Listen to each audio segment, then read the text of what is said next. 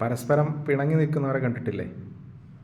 രണ്ടുപേരും അങ്ങോട്ടും ഇങ്ങോട്ടും അവസരം കിട്ടിയാൽ ഒരു പക്ഷേ പിണക്കം മാറ്റി നന്നാവാൻ താല്പര്യമുള്ളവരായിരിക്കും. പക്ഷേ അവരുടെ മനസ്സാക്ഷി അല്ലെങ്കിൽ അവരുടെ മനോഭാവം സമ്മതിക്കാത്തത് മാത്രമാണ് പ്രശ്നം. അപ്പോൾ അവർക്കിടയിൽ ഒരു മീഡിയേറ്ററായിട്ട് പ്രവർത്തിക്കുകയാണെങ്കിൽ ഒരു പക്ഷേ അവർ രണ്ടുപേരും സംസാരിച്ച് സലാം പറഞ്ഞ് നന്നാവാനുള്ള സാധ്യതയുണ്ട്.